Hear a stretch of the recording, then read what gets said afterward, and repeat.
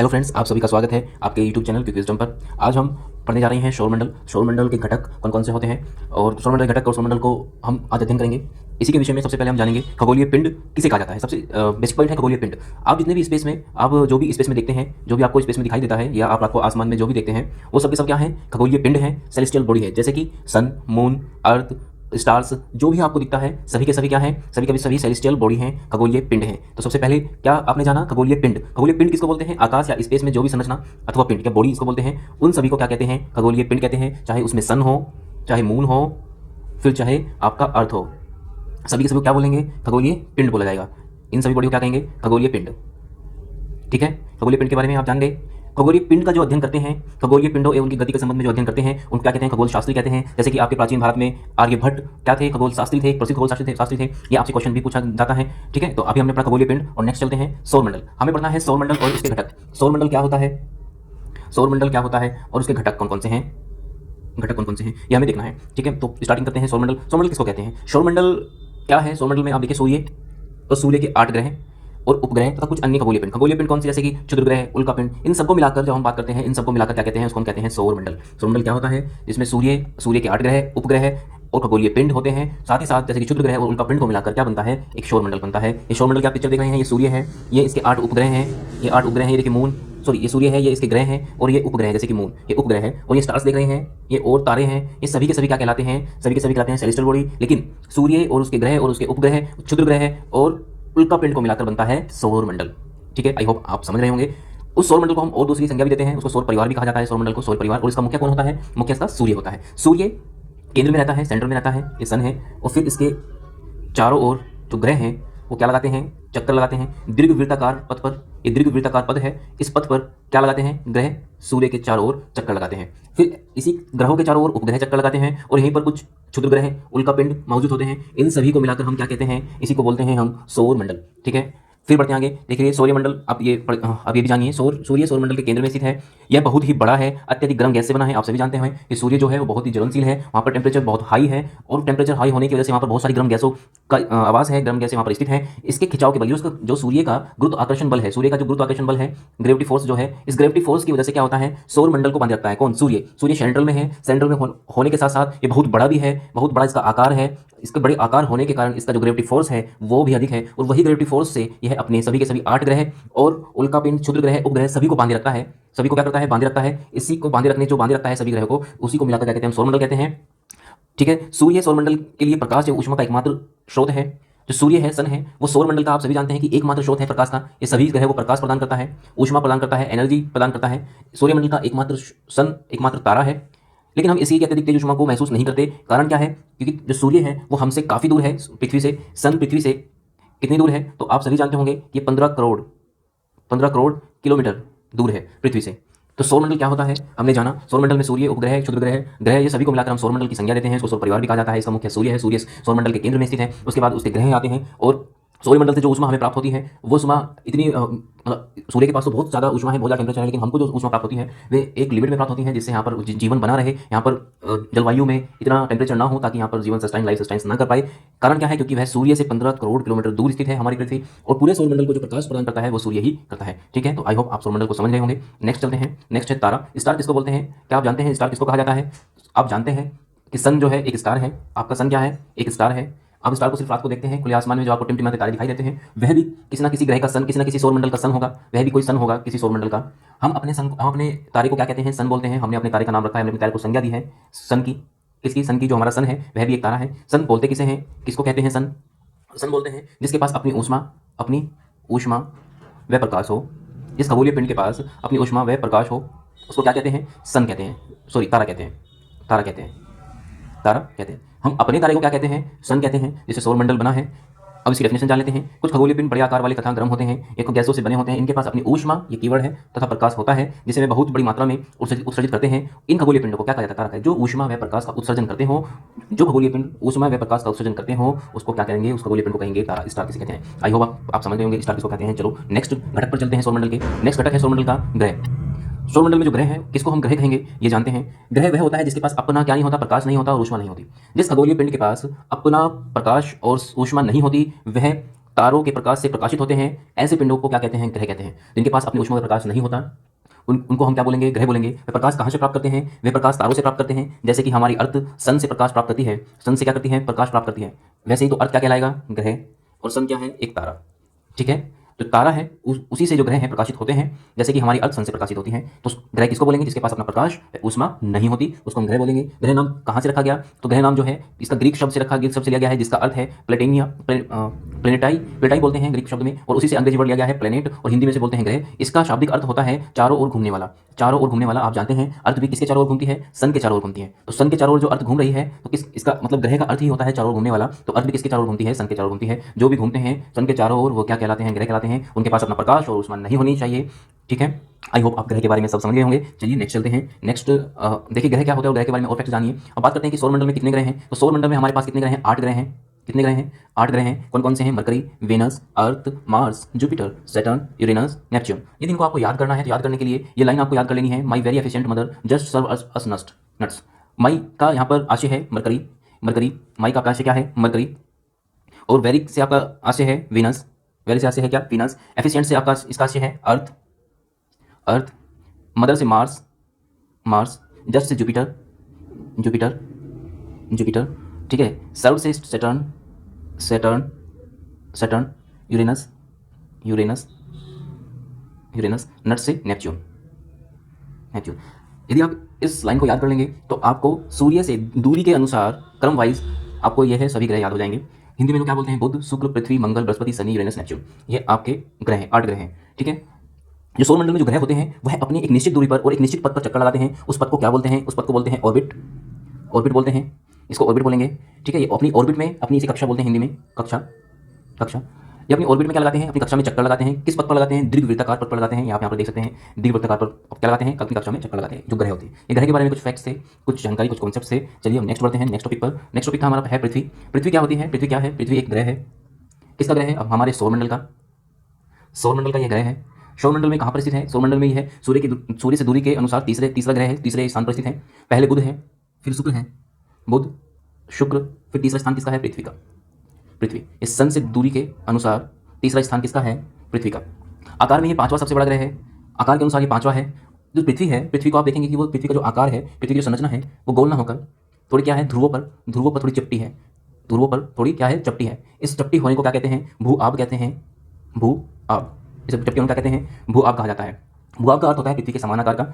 ठीक है जी। पृथ्वी इतनी इंपॉर्टेंट इसलिए है, सौरमंडल का इतना इंपॉर्टेंट ग्रह इसलिए है क्योंकि पृथ्वी एकमात्र ऐसा ग्रह है जिस पर क्या स्थित है? जहाँ पर जीवन के लिए अनुकूल परिस्थिति संभव है, जहाँ पर जीवन के लिए अनुकूल दशाएं हैं। सिर्फ और सिर्फ सौरमंडल में एकमात्र ग्रह पृथ्वी ऐसी है। अन्यत्र किसी भी ग्रह पर जीवन संभव नहीं है। कहीं पर सिर्फ गैसें हैं, कहीं पर आपको पहाड़ मिलेंगे, किसी ग्रह पर गड्ढे मिलेंगे, लेकिन पृथ्वी पर सभी ऐसी दशाएं उपलब्ध हैं जो जीवन के लिए उपयोगी हैं। जैसे कि पानी, उचित जलवायु, वायु की उपस्थिति, ये सभी के सभी घटक ऐसे हैं कि जिससे जीवन है वो सस्टेन कर रहा है, लाइफ सस्टेन कर रही है। और सबसे इंपॉर्टेंट गैस जो ऑक्सीजन है उसकी वो भी कहाँ पर है? मौजूद है पृथ्वी पर। इसलिए इसको क्या कहा जाता है? सौरमंडल का अद्भुत ग्रह। इसको संज्ञा दी जाती है सौरमंडल का अद्भुत ग्रह की। ठीक है, अंतरिक्ष से यदि आप देखेंगे पृथ्वी को, वह आपको नीले रंग की दिखाई देगी। तो नीले रंग की क्यों दिखाई देती है? क्योंकि आप जानते हैं कि जो पृथ्वी है, पृथ्वी पर जो सागर है वह 70% लगभग सागर का हिस्सा है। तो आपको देखने में नीला दिखाई देगा, तो इसलिए नीला ग्रह भी कहा जाता है पृथ्वी को। यह भी ध्यान रखिए, पृथ्वी को नीला ग्रह भी कहा जाता है क्योंकि इसके 2/2 हिस्से पर पानी से ढका हुआ है, पानी स्थित है। ठीक है, तो अर्थ के बारे में हम जान रहे हैं, तो हमने अर्थ के बारे में जाना। अब पढ़ते हैं उपग्रह। उपग्रह किसे कहा जाता है? उपग्रह क्या होता है ये जानते हैं। मैंने कहा था अभी थोड़ी देर पहले कि जो सन है, सन के चारों ओर चक्कर लगाते हैं। क्या?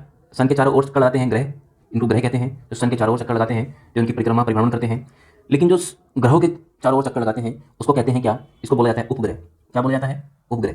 जो सन के चारों ओर चक्कर लगाते हैं, सूर्य के चारों ओर चक्कर लगाते हैं, वो ग्रह कहलाते हैं। जैसे कि हमारा पृथ्वी, जैसे कि पृथ्वी है। और जो पृथ्वी या ग्रह का चक्कर लगाएगा उसको बोलेंगे उपग्रह। जैसे कि हमारा मून।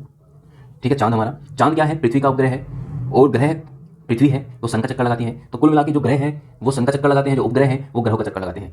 ये जान लीजिए, उपग्रह एक खगोलीय पिंड है जो ग्रहों के चारों ओर उसी प्रकार चक्कर लगाता है जिस प्रकार सूर्य के चारों ओर ग्रह चक्कर लगाते हैं। ठीक है, आसमान में दिखने वाला चंद्रमा, जो आपको चंद्रमा दिखाई देता है, वह भी एक उपग्रह है। वह हमारी पृथ्वी का सहचर है, हमारी पृथ्वी के साथ चलता है, वह पृथ्वी का चक्कर लगाता है, पृथ्वी सन का चक्कर लगाती है। तो जो चंद्रमा है उसके बारे में आप एक चीज और जानना चाहेंगे, आपके जहन में क्वेश्चन होगा कि जो चंद्रमा है वह रात को जो चमकता है, क्या वह तारा नहीं है? क्या चंद्रमा तारा नहीं है? क्या आपके मन में ये क्वेश्चन है? चंद्रमा तारा नहीं है क्योंकि चंद्रमा भी तो चमकता है ना भाई रात को। तो रात को जो चंद्रमा चमकता है उसके चमकने का कारण सन है। वह सन से ऊर्जा लेता है। मान लीजिए ये यहाँ पर क्या है? ये सन है, यहाँ पर ये अर्थ है, और यहाँ पर ये चांद है। ये क्या है?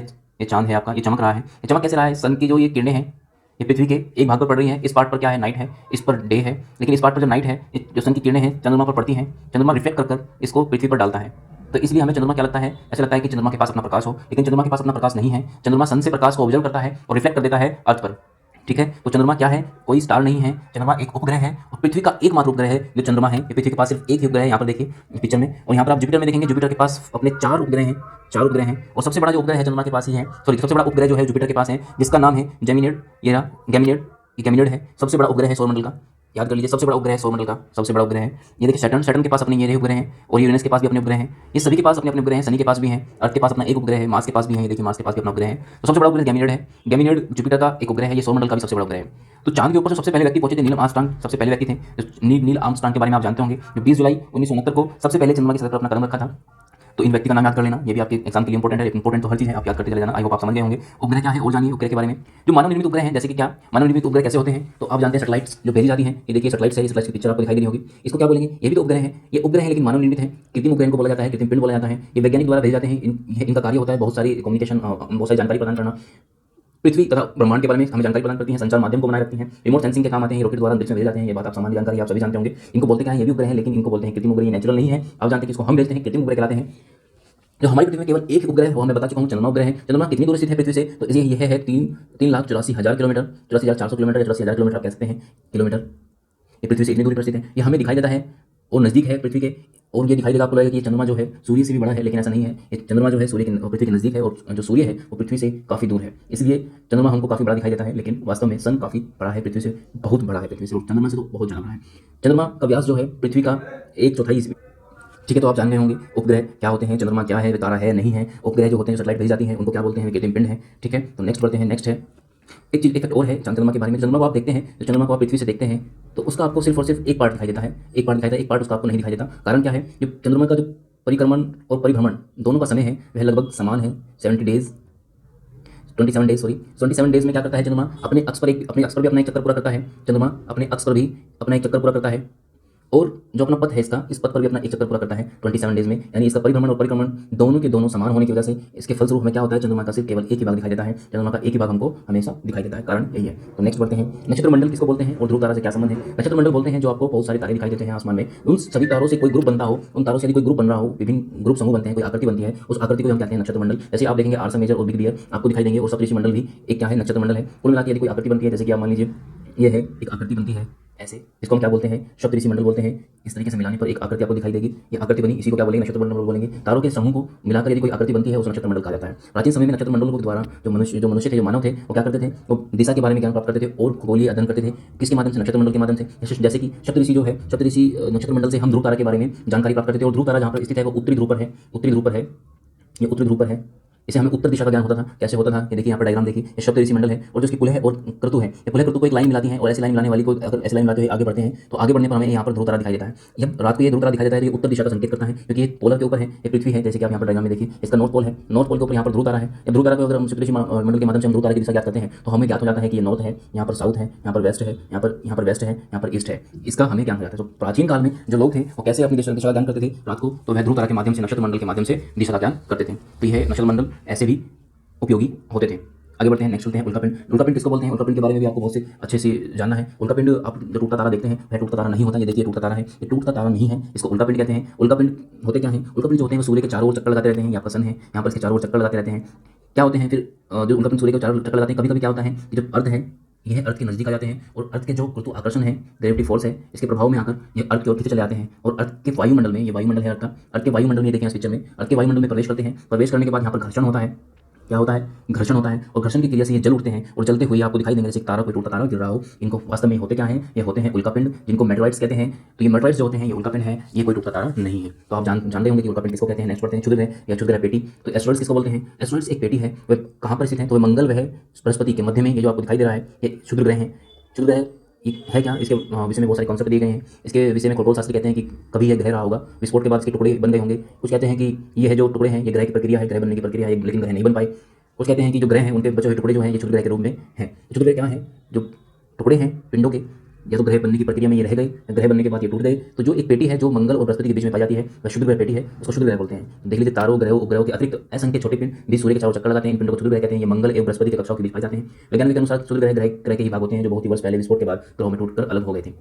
ठीक है, नेक्स्ट बढ़ते हैं क्षुद्र ग्रह के बाद आकाशगंगा। आकाशगंगा किसको कहा जाता है? जो खुले आकाश में आप जब देखेंगे रात को तो आपको कोई प्रकाशीय पुल दिखाई देगा, तो प्रकाशीय पुल जो होता है जिसमें बहुत सारे तारे मिलकर कोई प्रकाश भरा पुल बनाते हैं, जैसे कि देखिए एक प्रकाश भरा आपको पुल दिखाई देगा, जैसे कि कोई गंगा कोई नदी बह रही हो प्रकाश की, इसी नाम पर प्राचीन काल में इसी नाम पर इसको आकाशगंगा कहा गया। जो एक प्रकाश में नदी या पानी की तरह जो प्रकाश बह रहा है उसको आकाशगंगा की संज्ञा दी गई। लेकिन इसको क्या कहते हैं? मिल्की वे कहते हैं। जो हमारी आकाशगंगा है जो मिल्की वे कहते हैं, वैसे आकाशगंगा को गैलेक्सी कहा जाता है। गैलेक्सी के अंदर सूर्य है, गैलेक्सी के अंदर सौरमंडल है, और इसे हम ऐसे जानेंगे। देखिए बढ़ते हैं, मान लीजिए कि ये एक गैलेक्सी है, ये एक गैलेक्सी है, इसमें बहुत सारे सन हैं, ये बहुत सारे, इसमें बहुत सारे सन हैं।